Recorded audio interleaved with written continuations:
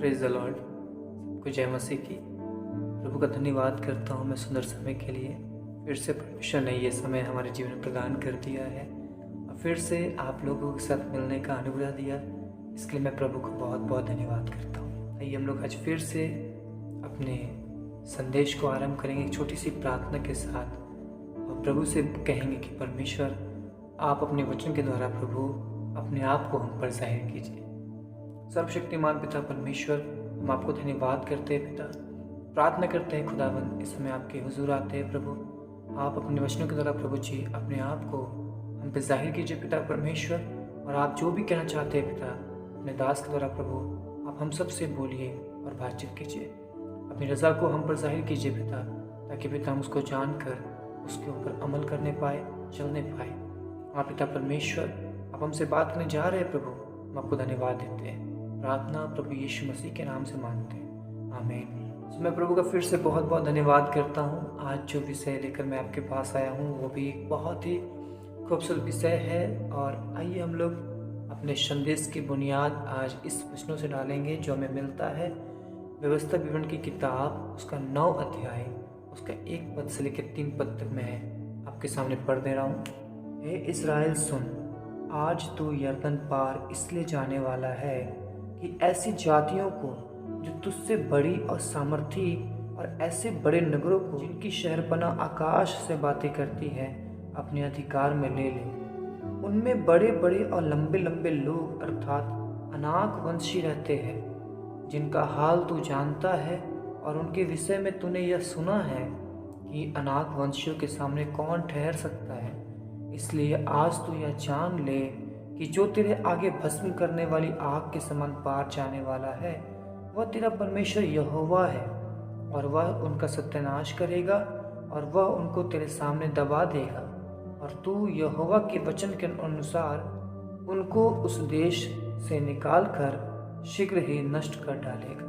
सो मेरे प्रियो, यहाँ पर आपने देखा, वचन में हम सब ने देखा कि परमेश्वर इजराइलियों को जो कह रहा है कि ऐसी जातियाँ वहाँ पर है जो तुझसे बड़ी और सामर्थी है, और वहाँ पर लंबे लंबे अर्थात अनाक वंशी रहते हैं, जिनके विषय तूने सुना है कि उनके सामने कौन ठहर सकता है। मेरे प्रियो, कभी आपने सोचा है कि क्यों परमेश्वर अनाक वंशियों को कनान में रखा? क्यों कनान में अनाक वंशियों को रखा? क्यों? साधारण लोग भी तो रह सकते थे, हाँ, और भी सामर्थ्य लोग थे, वो लोग भी रह सकते थे, पर अनाक वंशी क्यों? और अनाक वंशी जो है उनके सामने इजरायली जो है वो टिड्डी के समान दिखते थे, ये भी बाइबल बताती है। वो इतने बड़े डिल्डोल के, बहुत बड़े बड़े हाइट के, 22 फुट 23 फुट 24 फुट तक के अनाकवंशी हुआ करते थे, दानव और राक्षस प्रजाति के। मेरे प्रियो, ये जो बात हुई ना, ये कोई नया बात नहीं, ये एक अलग तरह से हो रहा है, लेकिन ये तो परमेश्वर शुरू से करता दिखा रहा है। जब से परमेश्वर ने मूसा को मिस्र में भेजा और बड़े बड़े चिन्ह चमत्कार दिखाने शुरू किए, वहां से परमेश्वर दिखा रहा है कि हर वो चीज जो असंभव है उनको इस्राएलियों के सामने दिखा रहा है संभव करके। मिस्र में बड़ी बड़ी विपत्तियां आई, मिस्री लोगों के ऊपर जो आपदाएं आ रही है, इजरायली अपने आंखों से देख पा रहे हैं कि उनको फोड़े हुए, उनके जानवर के पैलौठे मरे, उनके बच्चों के, इंसानों के पैलौठे मरे, है ना। सारे मिस्र पर अंधकार छाया रहा, 3 दिन तक सूरज उदय नहीं हुआ, सूरज देख नहीं पाए वे लोग। पर गोशन जहाँ इजराइल रहते थे वहाँ पर सूर्य की रोशनी थी। परमेश्वर ये सब कुछ दिखाता रहा है, परमेश्वर अपने सामर्थ को प्रकट करता रहा, परमेश्वर इस एक बात को दिखाता रहा। दिखेगा, फिरौन को परमेश्वर अपना सामर्थ दिखा रहा था, पर इजराइलियों को परमेश्वर अपने ऊपर भरोसा करना सिखा रहा था, अपना प्रेम दिखा रहा था। क्योंकि किस तरह से मिस्रियों पर तो विपत्ति आई, पर इजराइलियों को बचाया परमेश्वर ने। और यही बात परमेश्वर कहता भी है निर्गमन 15:26 में भी कि यदि तुम वो करो जो मेरी दृष्टि में ठीक है, तो मैं जितने रोग मिस्रियों पे भेजा जो तुमने अपनी आंखों से देखा है, उनमें से एक भी तुझ पर ना भेजूंगा। पता है मेरे प्रियो, ये सारे जो असंभव कामों को परमेश्वर संभव कर दिखा रहा था। जानबूझकर उन्हें लाल समुद्र के रास्ते ले आया, जानबूझकर उनको जंगल के मार्ग से फिराया कि उनको चकमक की चट्टान से पानी पिलाए, उनको आकाश से मन्ना खिलाए। ये सब कुछ परमेश्वर जो करता रहा, और परमेश्वर इस बात को यहाँ पर बताता भी है। इसी में 8:4 में लिखा है, इन 40 वर्षों में तेरे वस्त्र पुराने ना हुए और तेरे तन से भी नहीं गिरे और ना तेरे पाँव फूले। केयरिंग परमेश्वर दिखा रहा है किस तरह मैंने तुम्हारा केयर किया, किस तरह मैंने तुम्हारा ख्याल रखा। पता है, परमेश्वर अपने प्रेम को जाहिर कर रहा था मेरे प्रियो। और फिर देखिए, नए नियम में जब यीशु मसीह के रूप में परमेश्वर ने अपने आप को प्रकट किया, किस तरह उसने अंधों की आंखें खोली, किस तरह उसने गूंगों को बोली दिया, किस तरह उसने लंगड़ों को चलने की सामर्थ्य दी, किस तरह उसने मुर्दों को, नाइन नगर के उस विधवा के बेटे को जो मर चुका था उसको यीशु मसीह ने जिंदा किया, किस तरह मरियम मार्था के भाई लाजर को जिससे यीशु प्रेम करता था उसको जिंदा किया।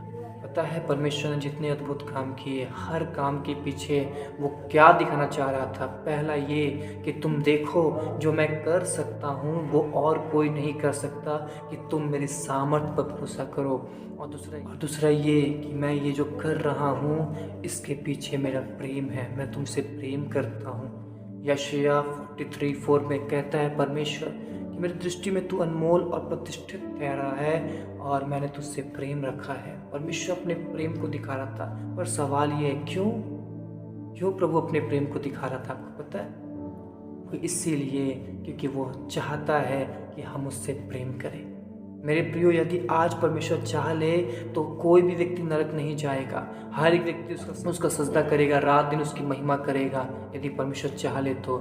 लेकिन पता है, प्रेम एक एहसास है, वो उस एहसास को हमसे नहीं ले सकता।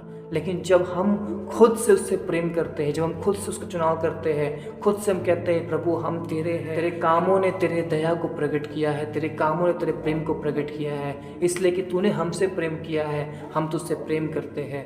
और तब जब हम परमेश्वर के प्रेम को देख के हम उससे प्रेम करते हैं, यही वो प्रेम तो है जो वो चाहता है। वो हमें गुलाम बना सकता था, लेकिन उसने हमें चुनाव का स्वतंत्रता दिया है। पता है क्यों? कि प्रेम जो है वो जबरदस्ती नहीं किया जा सकता, ना ही कराया जा सकता है।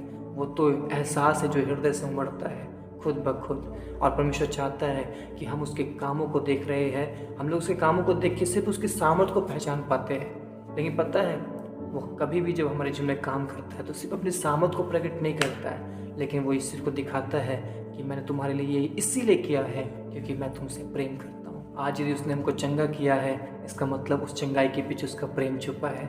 आज यदि उसने हमको कर्ज से, कष्टों से निकाला है, इसका मतलब उस अद्भुत काम के पीछे उसका प्रेम छुपा है।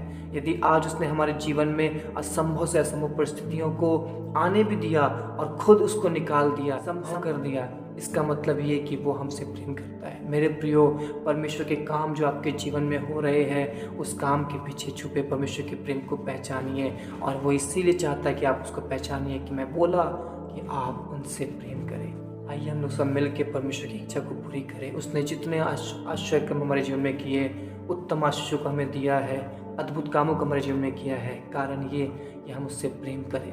आइए हम एक निर्णय लें, यस लॉर्ड, आज अपना तन मन धन आपको देते हैं प्रभु, और सब प्रकार से सारी मन, सारी शक्ति, सारी बुद्धि और सारे प्राण से हम आपसे प्रेम करेंगे। वही एहसास को पवित्र आत्मा के द्वारा हमारे अंदर उत्पन्न कर प्रभु, कि हम तेरे जुनून से, तेरी दीवानगी से, तेरी चाहत से भर जाए। मेरे प्रिय, मैं आप लोग से फिर से मिलूंगा परमेश्वर के एक नए संदेश के साथ। तब तक अपना ख्याल रखें, प्रभु बढ़ते रहे। हमारे चैनल को सब्सक्राइब जरूर करें। सबको जय मसीह की। God bless you all.